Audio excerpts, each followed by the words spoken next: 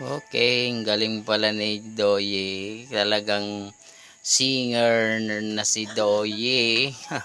Ayan po. Pasikatin natin tong bata na ito. Ang galing palang kumanta. Ilang taon ka na, Doye?